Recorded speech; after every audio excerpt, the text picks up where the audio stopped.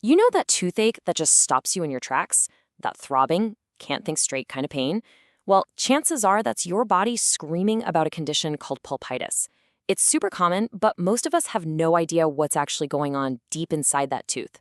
So today, we're going to decode those signals and figure out what that pain is really trying to tell you. Because that pain, it's not random, nope, it's a specific message. It's telling a story about inflammation, about pressure, and about a tiny microscopic battle for survival. And understanding that message, that's the key to knowing if you're looking at a simple fix or something a lot more serious.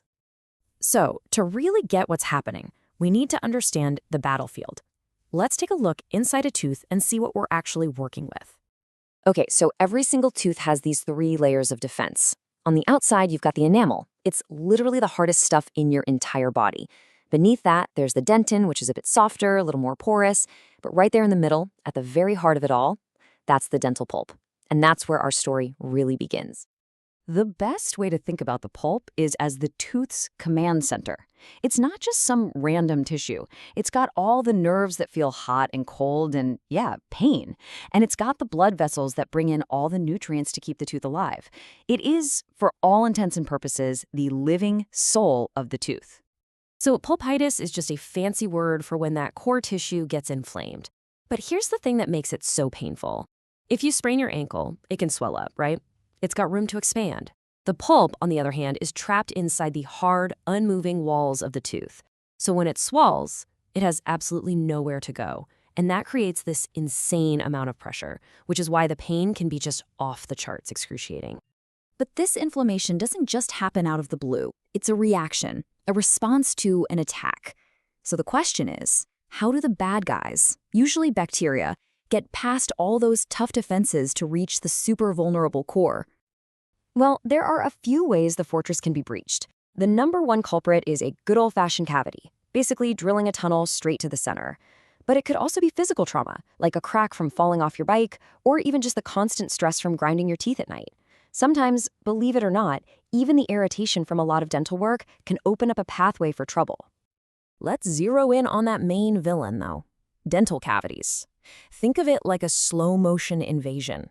Bacteria create acid, and that acid just slowly eats away at the enamel. Then it gets through the dentin, creating a direct highway to the pulp. Once those bacteria hit the core, the body's alarm system goes off, the inflammatory response kicks in, and bam, you've got pulpitis. And listen, this is not some rare, obscure problem. The data is pretty clear. About 1 in every 4 adults is walking around with untreated cavities. Think about that.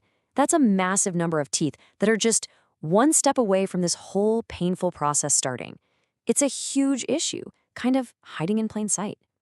So once the pulp gets inflamed, we hit this major fork in the road, a critical turning point. Because the type of pain you feel from this moment on basically decides the entire fate of your tooth. It really is a tale of 2 very different conditions. On one path, you have what's called reversible pulpitis.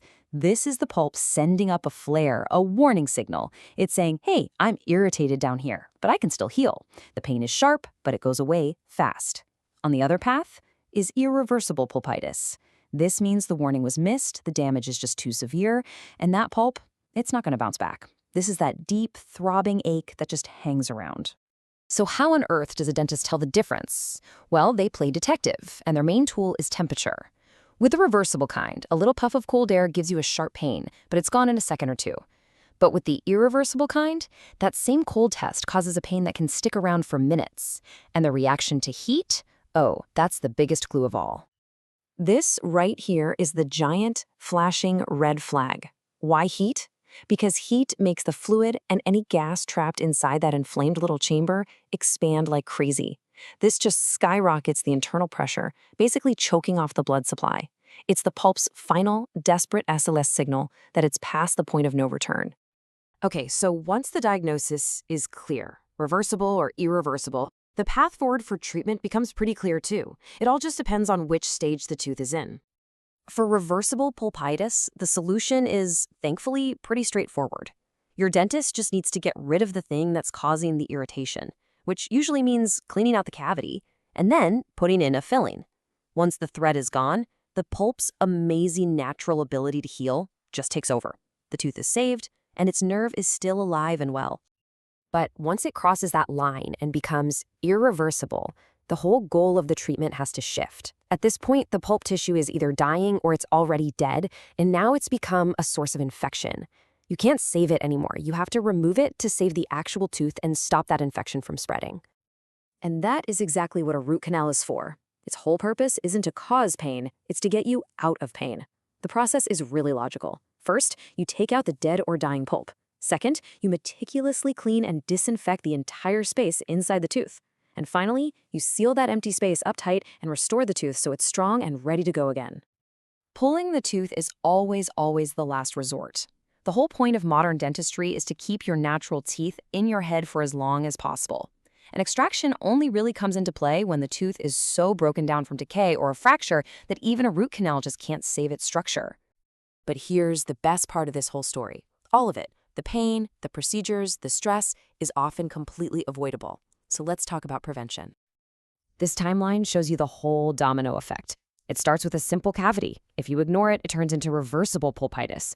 Ignore that, and it becomes irreversible. Then the pulp tissue actually dies. That's called necrosis. And finally, the infection breaks out of the tooth and forms a nasty, painful abscess in your jawbone. It's a very clear, very predictable, and very dangerous slide. And this is the part you really need to hear.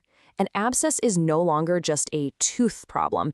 It is an active infection that can get into your bloodstream and cause serious, body-wide health issues. This is exactly why you can never, ever just ignore a severe toothache. So how do we stop that first domino from even falling? Well, the answers are the simple things we've heard a million times, but they are incredibly effective. We're talking about brushing and flossing diligently, going for regular checkups to catch things super early, wearing a night guard if you're a grinder, and, maybe easing up on the sugar that fuels those bacteria. These are your absolute best lines of defense. When you boil it all down, this is what it comes to. The journey from a small, fixable irritation to a major, irreversible infection, it's a journey through time. The difference in treatment, in cost, and in pain is almost always about how quickly you listen and act on the signals your body is sending you. That little twinge you get with a cold drink, that dull ache that sort of comes and goes, those aren't just random little annoyances. They are messages. They're dispatches from the front lines. Your teeth are sending you a signal. The real question is, are you listening?